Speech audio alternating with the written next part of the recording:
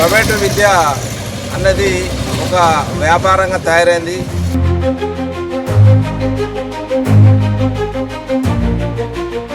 దానికి నిదర్శనమే కరీంనగర్ స్థానిక లోపల జరుగుతున్న విద్యా వ్యాపార వ్యవస్థ.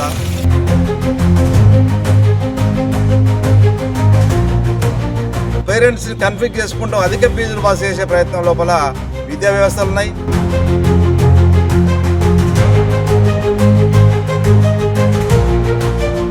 మరి వీళ్ళకి ఏ జీవోలు ఇచ్చినో తెలియదు.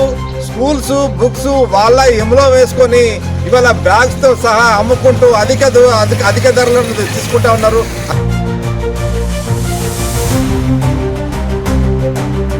కరీంనగర్ జిల్లాలో విద్య ఒక వ్యాపారం అయిపోయింది.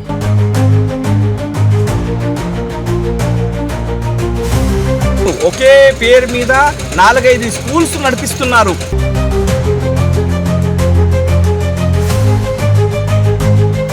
మన ఎన్ఎస్టీవీ గారు బయటకు తీసుకొచ్చి రైట్ ఇన్ఫర్మేషన్ అడిగారు.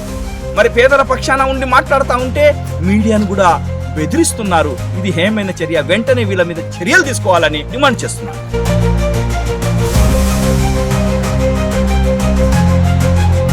ప్రైవేట్ విద్యా సంస్థల దోపిడీని ఈరోజు అరికట్టడంలో ప్రభుత్వ విద్యాధికారులు విఫలమయ్యారు.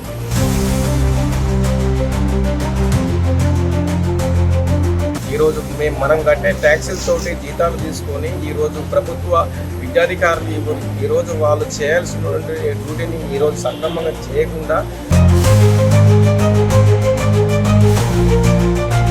ఏకంగా ప్రభుత్వాలే ఒక చేతితోటి ప్రభుత్వ విద్యా సంస్థలు బలోపేతం చేస్తారని చెప్పి చెప్పుకుంటూ దుర్దిదారిన వాళ్ళకి పర్మిషన్స్ ఎందుకు ఇస్తున్నారు కొత్త స్కూల్స్కు?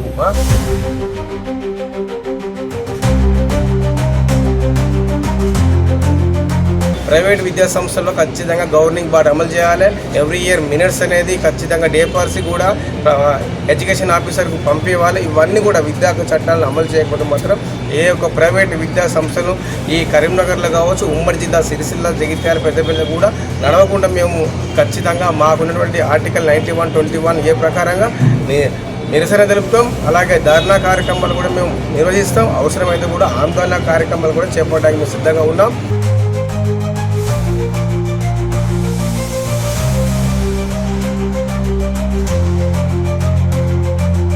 గొడుగుల్లో ఈరోజు విద్యా సంస్థలు పుట్టుకు రావడం జరుగుతుంది.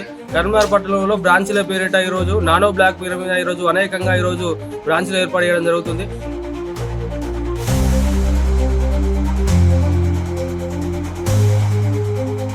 కరీంనగర్లో ఇప్పటికే చాలా వరకు ఈరోజు పాఠశాలలు కనీసం పర్మిషన్ లేకుండా ప్రైమరీ, అప్పర్ ప్రైమరీ పాఠశాలలు కొత్తగా వచ్చిన పరిస్థితి ఉంది.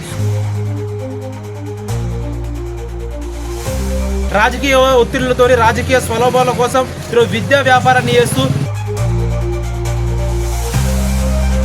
ప్రైవేట్ పాఠశాలలు విచ్చలవిడిగా పెట్టుకోవడానికి ఈరోజు పర్మిషన్ లేకున్నా కానీ రాజకీయ నాయకుల అండదండలతో విద్యా రంగాన్ని పూర్తిగా కనుమరుగు చేసే ప్రయత్నం ఈరోజు జిల్లాలో జరుగుతుంది. ప్రైవేట్ విద్యా సంస్థలపైన మేము ఒకటే చెప్తా ఉన్నాం. పేద విద్యార్థులకు ఈరోజు మీరు నాణ్యతమైన విద్య పేరుతో ఈరోజు వ్యాపారం చేస్తే మాత్రం బాగుంటుంది. విద్యార్థి చట్టం ప్రకారంగానే ఉండాలని చెప్పి మేము పీడిఎస్ డిమాండ్ చేస్తూ ఉన్నాం.